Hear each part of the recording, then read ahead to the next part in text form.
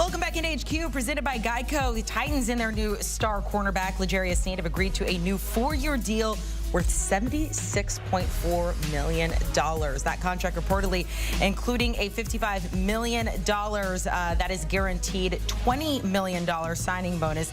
The deal comes just a few days after the Titans acquired him in a trade with the Chiefs on Friday.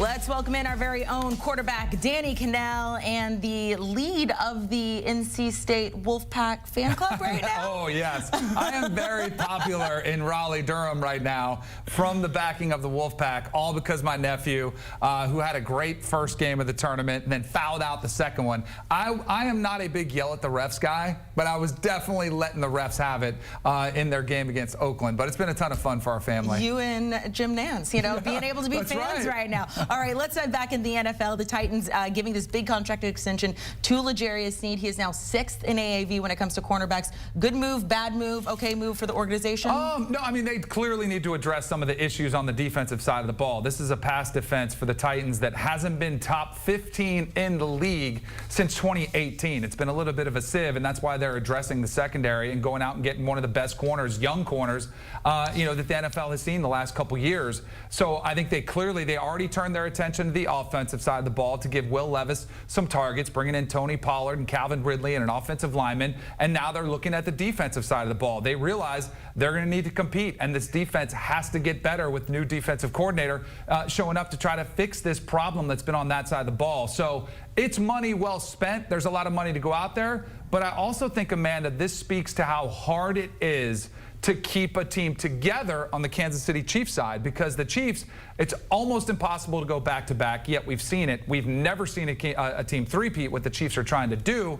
There's only so much money to go around, and when you've had as much success as the Chiefs, everyone starts to say, where's mine? And I don't blame them at all, because you only have this opportunity so many times. With Chris Jones getting paid and Patrick Mahomes already getting paid, even though he tried to restructure his contract to make room for moves like this, other teams that are more desperate and have a little bit more cap room and say, sure, we'll back up the truck, are willing to do so. So the Chiefs pretty much, they didn't really have a choice here, and the Titans say, sure, we'll take him and help out our team. Two-time Super Bowl champ Bryant McFadden joining us here. 2 takeaways, B-Mac, from Danny. Good move for the Titans in getting that extension done because they needed help in the secondary. But also, as he was mentioning, you know, this just shows a potential problem we could see down the line with the Kansas City Chiefs trying to keep players there.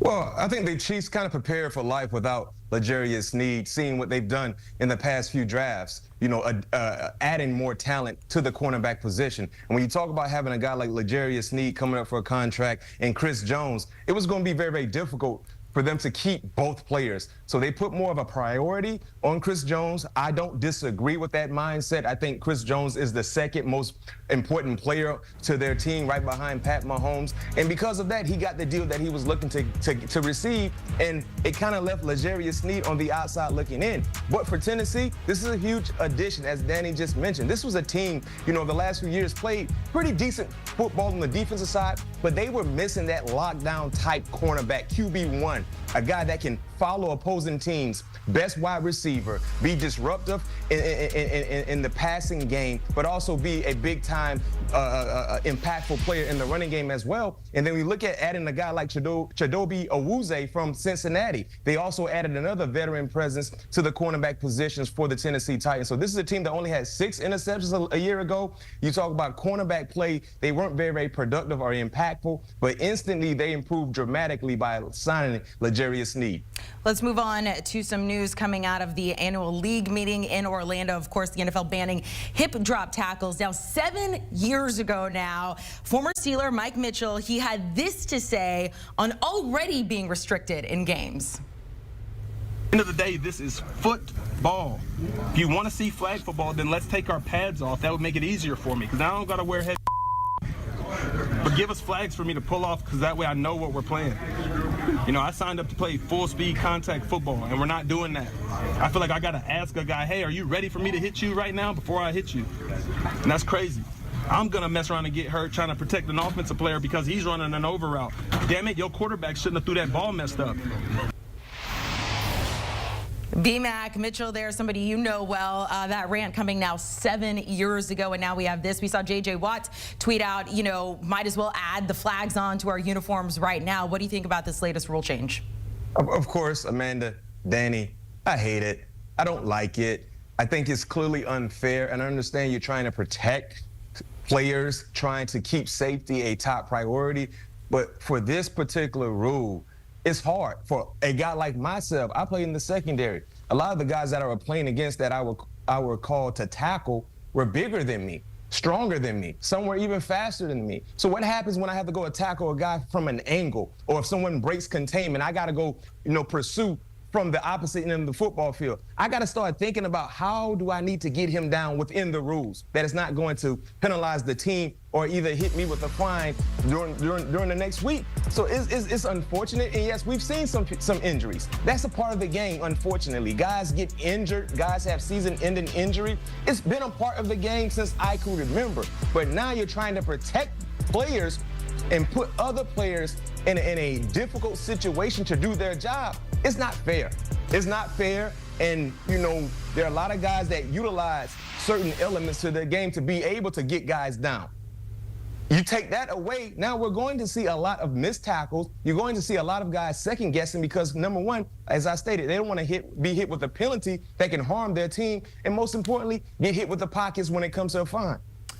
B-Mac, I 100% agree. I cannot stand what the NFL has done, and really it's been about a decade now since they've tried to legislate the game to make it safe. It is not a safe sport. It is inherently dangerous and violent, which is why the country loves watching it. There is something about that risk and playing it as a young kid. There is something about that attracts viewers and attracts people to the game. You have to be physically tough, and you have to bounce back from injuries. And unfortunately, as you mentioned, injuries are a part of the game. They always have been. I don't know if they always will be because they're trying to legislate those out of the game. But we do see major injuries take place in practice in non-contact drills. Are we going to stop allowing players to practice too?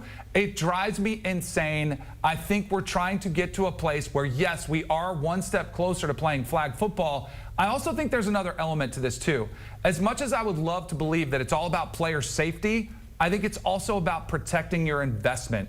These players make a lot of money, and we've seen key injuries to star players, and that's what they don't like seeing, is those star players, whether it's a quarterback, whether it's a Tony Pollard who had one of these tackles and injured in the playoffs. They don't want to see their stars sidelined. But as you pointed out, B-Mac, it's been a history of the game. If they keep going down this road, it's going to make the product something unrecognizable. And one thing I want to follow up with what you stated, Danny. Yes, player safety is what they have put forth for all of us to talk about, and the reason why they have certain rules in place. If it was all about player safety, we would not have Thursday night ball games.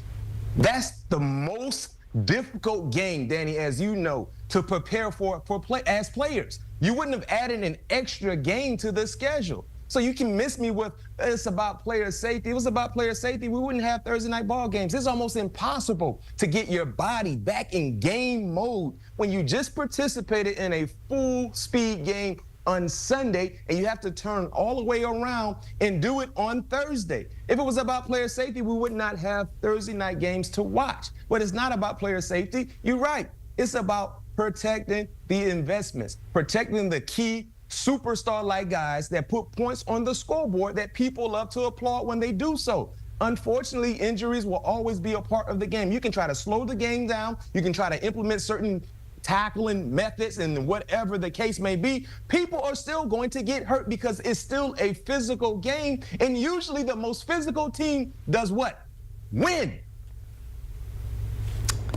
It's going to be a thing that we're going to be arguing for a while, and we'll see how it turns out once the season begins. Of course, another rule coming down today that a lot of people are talking about is the kickoff rule change. It's a little bit involved, but basically all of the players, the coverage team, the receiving team, they're all going to be in the receiving team's territory except the kicker there. The coverage team is going to be on the 40. The receiving team, they're going to have a setup zone between the 30 and the 35. They're going to be able to have 2 potential returners. Also, as you take a look at this little map here, most of you have now seen it. No fair catches. Danny, your reaction to this kickoff return rule change? I think the kickers are probably going to try to kick it out of the end zone. You'll probably see less and less returns. I know this was something they experimented with in the XFL, right? So they've kind of taken this idea from there where it got pretty rave reviews. Hey, I'm going to look on the bright side and say at least we didn't do away with kickoffs, because I think that has been put forth before, and again, goes to the destruction of the sport as we know it. So I'm going to look on the bright side, give it a chance, see how it plays out. We see some of this how it goes and see how it goes. But I think they're going to see less returns because the kickers are still going to try to sail it through the uprights. Yeah, I have mixed reviews about this as well. You know, initially they moved the usual kick-in placement because they said they wanted to protect players and didn't want to have guys in harm's way when you talk about running a certain distance, full speed, and colliding with other players. And that's why we saw the more recent, updated kickoff alignment based on what we've seen in the last few years. Now, they were complaining about not having enough returns. I mean, at some point in time, NFL, you got to make up your mind. Like, do you want to have returns? Do you want to have guys running? And so this is supposed to be the resolution, to have returns. As you stated, Danny, I agree with you. I think kickers are going to just kick it out. Kick it all the way out like we've been seeing in years past when it comes to kickoff opportunities. But special teams is so important to a lot of guys. This is how a lot of guys make the team. This is how a lot of guys stay around. Ask Matthew Slater, a potential Hall of Fame-like player that made all of his earning, when you talk about accolades, individually speaking, as being a part of the New England Patriots, playing special teams. It takes special individuals to play special teams, and now they're trying to add a new nuance to what we've seen over the last few years, and we got to wait and see how it goes. I can tell you this much, watching it from what I've watched in spring football with the XFL, it took some time to kind of get used to. I'm more old-fashioned. I really thought the way they did it over the last few years was okay, and granted, we didn't see a lot of returns, but when we did see returns, it was entertaining to watch. I'll give that a C grade from both of you guys, just about average. We'll see how it goes as well. Bryant McFadden, Danny Kanell, we appreciate it. You can hear more from these guys and all of our NFL experts, on the Pick 6 podcast. Latest episode going on the next NFL offseason domino to fall. As we have seen, there have been several of them, including all of these rule changes, and then a little March Madness NFL mashup, NFL jersey March Madness bracket.